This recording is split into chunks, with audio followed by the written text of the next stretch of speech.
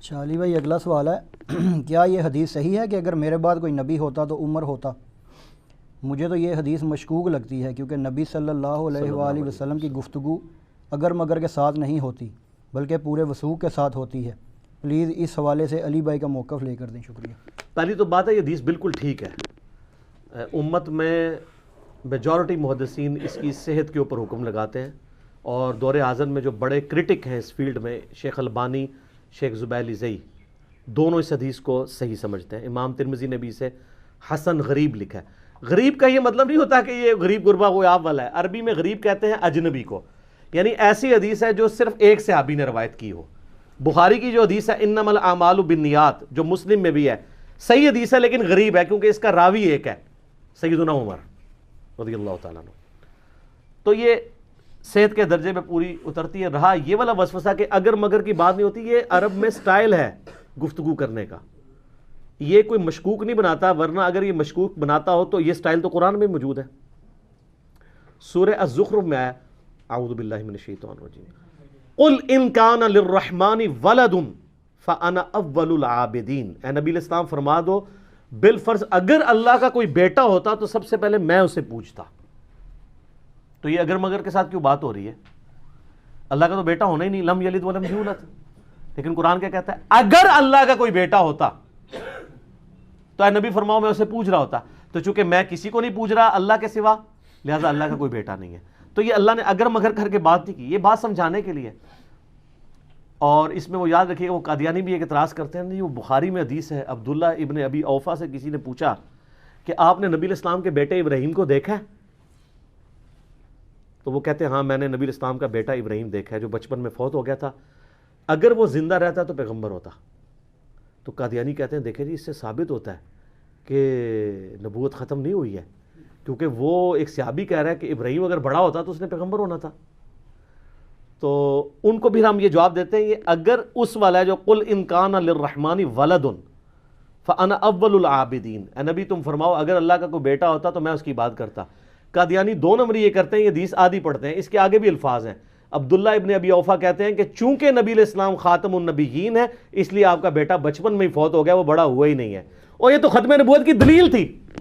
یہاں کئی قادیانی آتے ہیں، وہ لے کے آتے ہیں، اور جب ان کو بات بتاتے ہیں وہ کہتے ہیں یار ساڑھے مولوی نے کہانی کرائی ہے۔ کہانی کرائی ہے بھائی، بڑے بڑے لیول دی کہانی کرائی ہے تو انہوں نے۔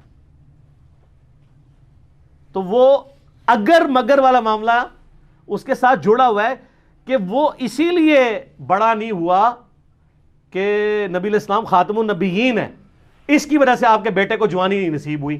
اب آپ کو وہ آیت سمجھ آئے گی، ما کان محمد ابا احد من رجالکم ولکن رسول اللہ و خاتم النبیین، محمد تو مردوں میں کسی کے باپ نہیں، ان کا کوئی بچہ مرد تک پہنچے گا ہی نہیں۔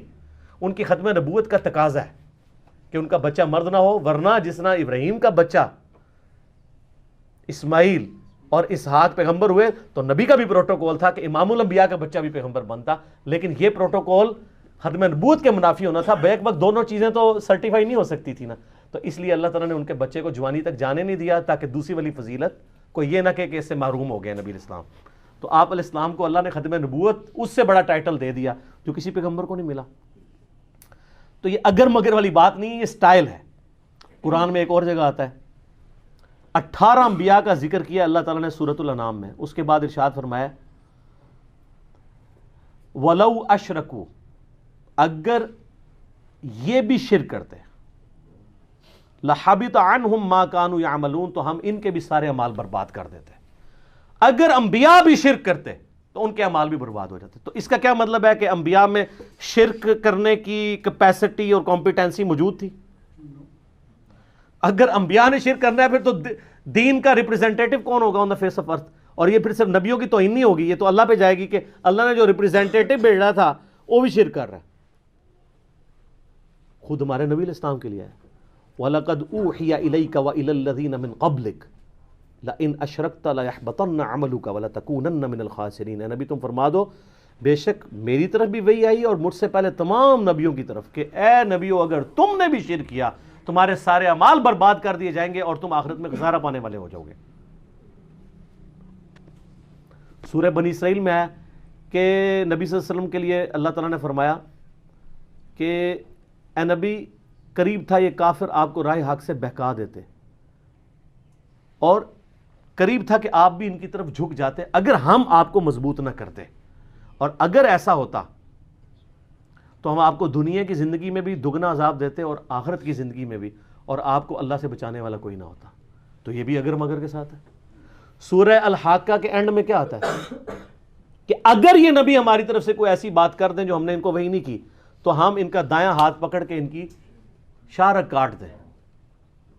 لیکن یہ یاد رکھیے گا، یہ سچے پیغمبر کے لیے ہے، جھوٹا پیغمبر جتنا مرضی کرے اس کی شارک نہیں اللہ نے کاٹنی، سچے پیغمبر کو اللہ آن کر رہا ہے اس کے لیے۔ کوئی قادیانی پہ دوسری طرف چل پڑتے ہیں، یہاں بھی اگر کا ذکر موجود ہے، قرآن میں کئی جگہ اگر ہے کہ اگر ایسا ہوتا تو یہ ہو جاتا۔ تو وہ بات سمجھانے کے لیے ہوتی ہے۔ یہ سیدنا عمر کی فضیلت ہے کہ اگر میرے بعد کوئی نبی ہوتا تو سیدنا عمر ہوتے، یعنی ان کو ایک پروٹوکول دیا گیا ہے، اور یہ صرف سیدنا عمر کے لیے پروٹوکول نہیں ہے، ہم نے تو اس ٹروتھ کو اور بھی ریویل کیا ہے بہت بڑے لیول پہ۔ یہ تو ترمذی کی روایت تھی، بخاری مسلم میں تو مولا علی کے بارے میں ایسی روایت ہے۔ یہ غزوہ تبوک کے موقع پر صحیح بخاری اور مسلم میں آتا ہے کہ نبی علیہ السلام نے بچوں اور عورتوں پر حضرت علی کو اپنا خلیفہ چھوڑا اور خود چلے گئے تبوک پہ۔ یہ پہلا اور آخری موقع تھا کہ کسی جنگ میں سیدنا علی شریک نہیں ہو رہے تھے، تو انہوں نے رونا شروع کر دیا کہ یا رسول اللہ میں آپ کے بغیر آپ کو میں اس طرح اکیلا کیسے جانے دوں؟ تو آپ نے فرمایا کیا تم اس پہ راضی نہیں ہو کہ تمہاری میرے ساتھ وہی نسبت ہے جو ہارون کی موسیٰ کے ساتھ، مگر میرے بعد کوئی نبی نہیں، کہ یہ نہ ہو کہ کوئی حضرت علی کوئی نبی مان لے۔ تو قرآن حکیم میں حضرت موسیٰ کا سب سے بڑا سپورٹر کون تھا؟ ہارون علیہ السلام۔ اس لیول کا سپورٹر نبی علیہ السلام کے ساتھ مولا علی تھے۔ اچھا، بعض لوگ کہتے ہیں نہیں یہ ریزیمبلنس تو صرف وہ تھی کہ جیسے کوہ طور پہ حضرت ہارون گئے تھے تو پیچھے موسیٰ علیہ السلام گئے تھے اور ہارون کو چھوڑ گئے تھے، اس کے ساتھ ریزیمبلنس دی جا رہی ہے۔ تو سر وہ جوشوا ابن نون کو تو نہیں چھوڑ کے گئے تھے، صحابی تو وہ بھی تھے، اپنے اس صحابی کو چھوڑ کے گئے جو پیغمبر بھی تھا۔ نبی علیہ السلام کے لیے بھی وہ صحابی اس اعتبار سے اگرچہ وہ پیغمبر نہیں ہے لیکن امپورٹنٹ تھا، ہارون علیہ السلام والی نسبت۔ اور یہ جن لوگوں کو اس حدیث کی سمجھ آئی ہوئی ہے ان کو پتہ ہے کہ حضرت علی کی شان میں نمبر 1 حدیث یہ ہے۔ اگر آپ مجھ سے پوچھیں نا روئے عرض پہ مولا علی کی شان میں پہلے نمبر پہ کون سی حدیث ہے تو یہ بخاری مسلم کی حدیث ہے۔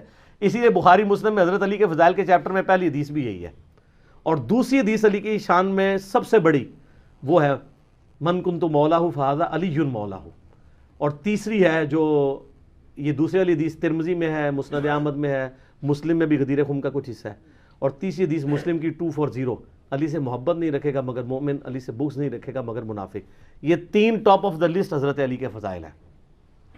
تو اس میں بھی آپ دیکھیں حضرت ہارون اور موسیٰ کی نسبت کا ذکر، اور یہ اتنی کرٹیکل حدیث تھی کہ جن کو سمجھ آئی بھی تھی نا ان کو واقعی ہضم نہیں تھی ہوتی۔